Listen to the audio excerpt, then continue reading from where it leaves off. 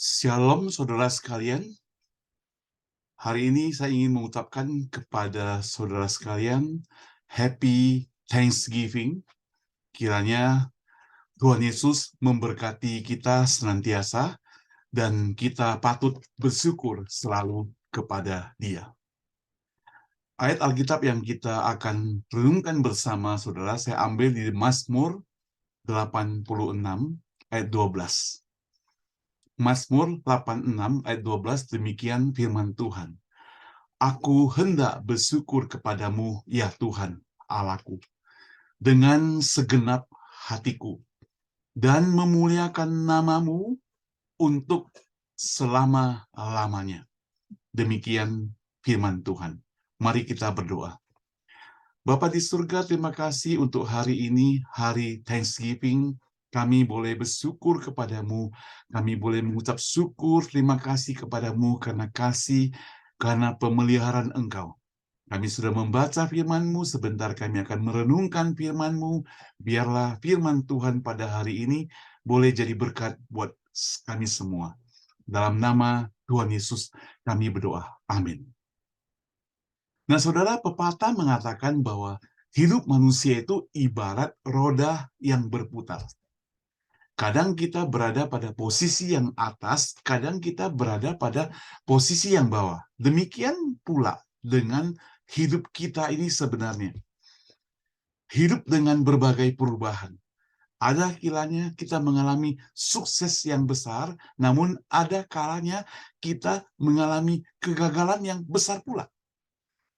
2-3 tahun lalu atau 5-6 tahun lalu, saya bertemu dengan Anda mungkin datang dengan kesuksesan besar. Tapi mungkin belakangan ini saya mendengar berita bahwa Anda dalam keadaan susahan. Atau mungkin 5-6 tahun lalu saya bertemu dengan Anda dengan susah yang besar. Tapi sekarang bertemu dengan Anda dengan sukses yang besar.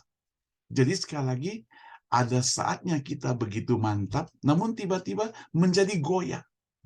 Ada saatnya kita menjadi teguh kuat, namun kadangkala menjadi lemah. Pada saat sukses, rasanya gampang untuk bersyukur, untuk terima kasih kepada Tuhan.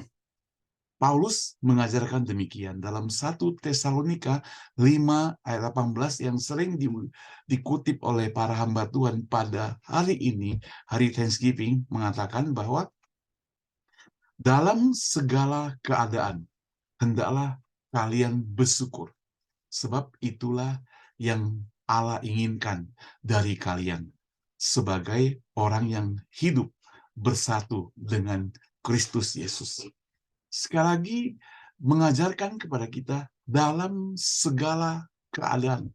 Artinya baik keadaan senang, keadaan susah, keadaan lagi sehat, keadaan lagi sakit, keadaan lagi kaya, keadaan lagi miskin, keadaan lagi tertawa, keadaan lagi menangis, kita bersyukur.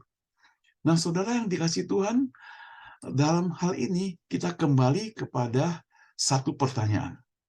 Mengapa kita mesti bersyukur?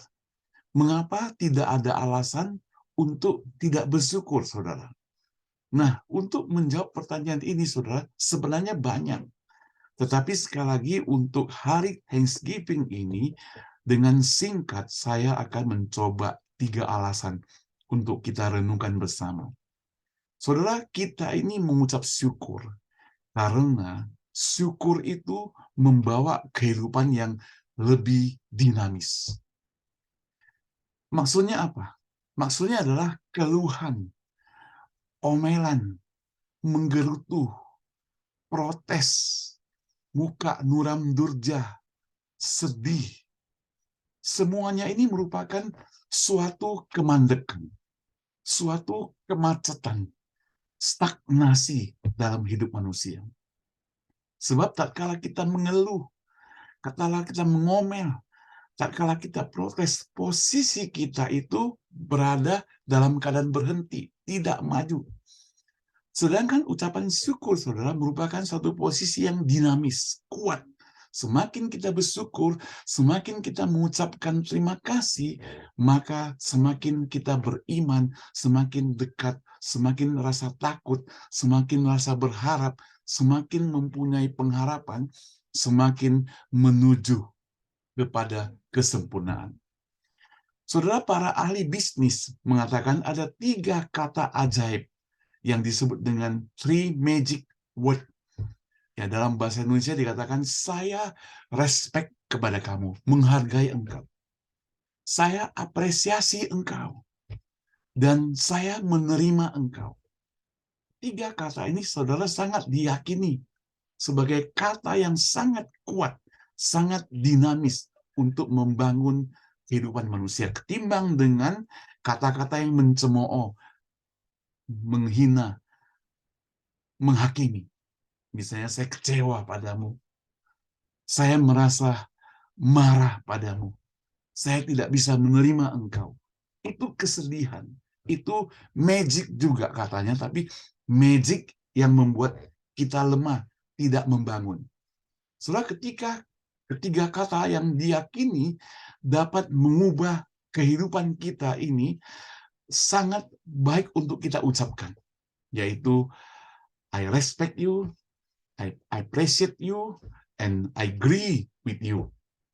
Sedangkan ahli komunikasi beda lagi. Mereka itu berkata 3 ajaib itu dengan kata the 3 magic word yang berbeda. Pertama, terima kasih, thank you. Lalu maaf, sorry, tolong, please. Saudara, hidup di zaman sekarang, hidup yang sangat-sangat sensitif. Salah sedikit ngomong, orang bisa marah. Apalagi ngomongnya di dalam media sosial. Orang bisa lapor polisi dan bisa masuk penjara gara-gara salah ngomong hanya 1 kata. Bisa masuk penjara. Berbahaya sekali, bukan? Hanya tindakan yang salah satu saja bisa dipenjarakan. Padahal mungkin perbuatan baik kita beribu-ribu kali, tapi hanya 1 kata yang salah membuat kita bisa celaka. Itu sebabnya maka ahli komunikasi mengajarkan kata thank you, sorry, please. Saudara, dari ketiga kata tersebut, kekuatan terbesar terletak kepada terima kasih, yaitu bersyukur, ucapan syukur. Ucapan syukur bukan hanya ditujukan kepada sesama manusia, tapi juga kepada Tuhan. Dan kepada Tuhan diucapkan setiap saat dalam segala keadaan. Saudara, ungkapan terima kasih itu sesungguhnya didasari pada rasa syukur kepada kuasa Tuhan yang kuat, rahmat-Nya, anugerah-Nya kepada kita. Atau yang disebut dengan seseorang. Dia telah menggunakan orang lain menolong kita. Kita berterima kasih. Kita bersyukur. Dia mempergunakan bos kita menyelamatkan kita. Kita bersyukur. Terima kasih. Dia mempergunakan anak kita menyelamatkan kita. Bersyukur. Dokter kita menyelamatkan kita. Kita bersyukur. Jadi saudara, kasih merupakan satu ungkapan dalam hati. Bukan sekedar kata-kata. Kasih itu bisa dilewati dengan tatapan mata. Mulut yang tersenyum, kata-kata yang lembut. Mempunyai kekuatan yang lebih baik ketimbang dengan kata-kata yang keras. Mata yang melotot gitu. Wajah yang muram. Saudara, ungkapan terima kasih yang tulus senantiasa mendorong orang untuk semakin menjadi lebih banyak untuk memberi dan melayani orang lain. Maaf. Yang kedua, saudara, mengapa kita bersyukur? Karena bersyukur itu merupakan berkat dan anugerah. Jadi sekali lagi, bersyukur merupakan berkat dan anugerah. Saudara, coba kita perhatikan pertanyaan Tuhan Yesus pada ayat berikutnya. Dalam Lukas 17 ayat 18 dikatakan, mengapa hanya orang asing ini yang kembali mengucapkan terima kasih kepada Allah? Saudara, penulis Lukas ingin mengatakan seakan-akan Yesus itu komplain, protes, mengatakan kepada kita seakan-akan ada 10 orang yang disembuhkan dari penyakit kusta, tapi hanya 1 orang yang pulang balik kepada Yesus berterima kasih. Mereka itu ibarat orang yang tidak punya hati untuk berterima kasih. Padahal orang lain sudah menolong dia. Yesus sudah menolong. Ceritanya lengkap begini. Ada 10 orang yang sakit kusta, mereka bertemu dengan Yesus dan minta disembuhkan. Lalu Yesus meminta mereka pergi menghadap imam-imam, namun di tengah perjalanan penyakit kusta, orang penyakit kusta itu menjadi tahir. Dari 10 orang kusta yang telah tahir itu, yang 1 kembali, yang 9 itu entah kemana. Dan Yesus bertanya, itu pun yang kembali itu bukan orang Yahudi, tapi orang Samaria. Saudara yang dikasih Tuhan, Yesus tentunya bukan protes tanda kutip, tapi dia bertanya, kemana orang itu? Bukankah ia menyuruh orang itu pergi sebenarnya menghadap imam-imam? Tapi saudara yang dikasih Tuhan, kadangkala yang terjadi adalah anak-anak Tuhan berpikir bahwa wajib Yesus menyembuhkan sakit penyakitnya. Wajib Tuhan Allah memberkati dia. Wajib Tuhan Allah menjaga dia. Jadi kalau dalam keadaan susah, dalam keadaan bangkrut, dalam keadaan sakit, dalam keadaan sulit, mereka berdoa agar Tuhan sembuhkan. Tapi kalau sudah sembuh dia, Tuhan pun dilupakan. Sayonara, bye-bye, sampai ketemu. Nah, saudara yang dikasih Tuhan, ini yang terjadi dari umat percaya, yang mirip dengan 9 orang penyakit kusta yang disembuhkan itu. Itu sebabnya, saudara, Yesus sebenarnya menuntut kita seperti orang Samaria, yang tidak memandang bahwa kesembuhan, perhatian Tuhan, seakan-akan merupakan kewajiban Tuhan. Kita tidak mempunyai andalan apa-apa. Begitu kita sembuh, dipelihara Tuhan, mestinya sebagai umat Tuhan yang percaya secara manusia, kita berterima kasih. Kita bersyukur kepada Tuhan. Kita berterima kasih kepada Dia. Karena syukur itu adalah anugerah. Seorang pendeta berkata dalam sebuah khotbahnya, sebuah tema sharingnya dikatakan, giving is the blessing. Jadi syukur itu memberi, dan memberi itu merupakan berkat. Dan hanya orang yang tidak bisa bersyukur, mereka yang tidak pernah bersyukur, mereka adalah orang-orang yang tidak bisa memberi juga. Sekali lagi ditegaskan, hanya orang yang bisa bersyukur, mereka yang bisa memberi. Saudara termasuk orang yang bagaimana? Tadi yang pertama, kita sudah sebutkan bahwa ucapan syukur terima kasih membawa kepada kehidupan manusia lebih dinamis. Yang kedua, ucapan syukur membuat kita menerima berkat dan merupakan anugerah. Kemudian yang ketiga, ucapan syukur itu merupakan rancangan Tuhan terhadap hidup kita yang baik sebenarnya.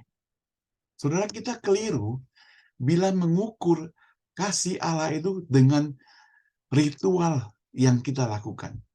Jangan kita mengira karena kita sudah rajin ke gereja, membaca Alkitab, setia memberi, memberikan persembahan perpuluhan bahkan, dan taat pada firman Tuhan, sering menolong orang, apalagi ada bencana seperti di Cianjur, kita gelontorkan uang begitu banyak menolong, otomatis kita sudah lancar dan sukses. Itu namanya teologi kemakmuran, saudara. Teologi kemakmuran mengajarkan kalau engkau memberi, engkau akan diberkati lebih. Kalau engkau memberi, engkau akan jadi orang kaya. Saudara, sedangkan firman Tuhan mengajarkan pada kita, walaupun kita memberi, seandainya Tuhan tidak memberkati kita, tetap setia pada Tuhan. Taat pada firman Tuhan bukan ucapan syukur, tapi ucapan syukur merupakan buah dari ketaatan kita. Jadi hanya orang yang sudah taat pada firman Tuhan yang bisa bersyukur.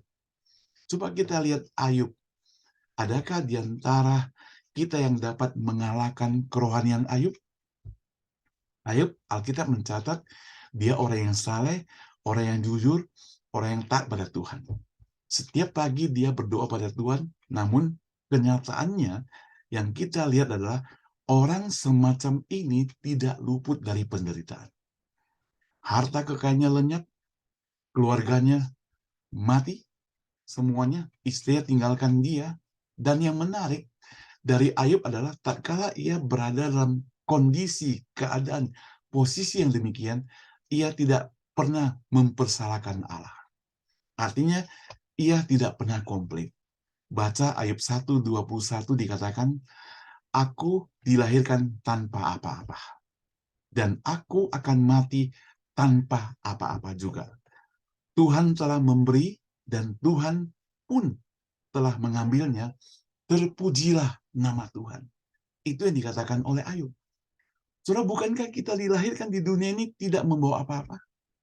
Kalau dibandingkan dengan saat ini, pakaian, pengetahuan, pekerjaan, keluarga, bahkan harta kita berlimpah.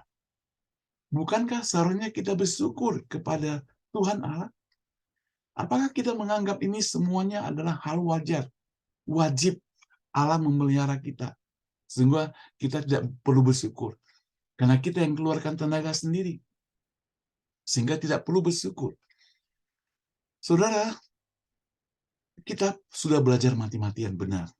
Kita sudah usaha keras, kerja lembur, dan sebagainya, benar.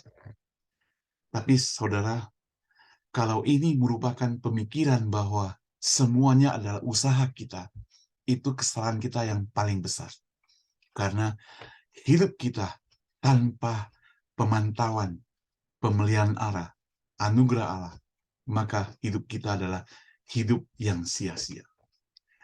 Saudara, Tuhan tidak sedang basa-basi supaya kita mengucap syukur dalam segala keadaan.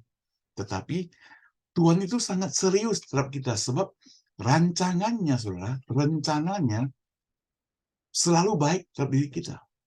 Kadang kita berpikir, mengapa Tuhan menempatkan orang-orang yang sulit bekerja sama dengan kita dalam tim kita?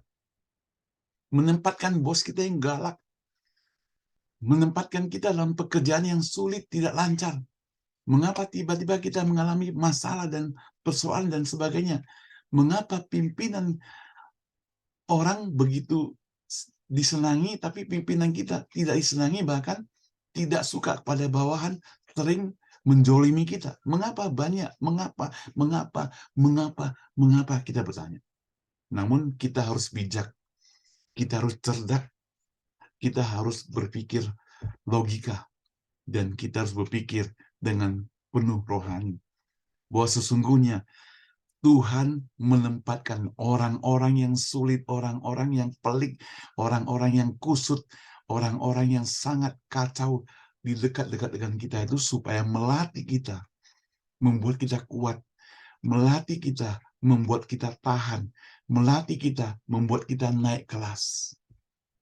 Kalau hanya orang-orang biasa saja yang ada di sekitar kita, kita nggak pernah terlatih apa-apa.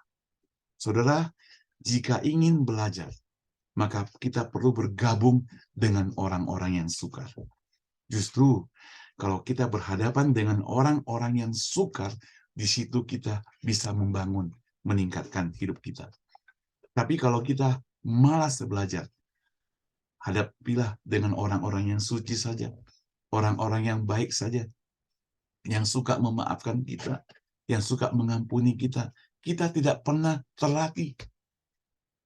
Bahkan kita yang tidak sabar. Bahkan kita yang tidak bisa memaafkan. Bahkan kita yang tidak bisa mengampuni. Bahaya, saudara.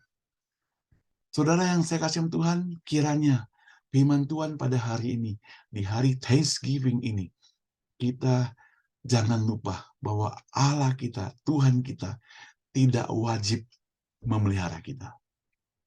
Kalau dia memelihara kita, itu adalah anugerah. Dan kalau kita sudah pelihara daripada Dia, berarti kita menerima anugerah Tuhan. Kita patut bersyukur kepada Dia. Terima kasih. Tuhan memberkati kita. Happy Thanksgiving. Mari kita berdoa. Bapa di surga, terima kasih Tuhan berkati kami Tuhan.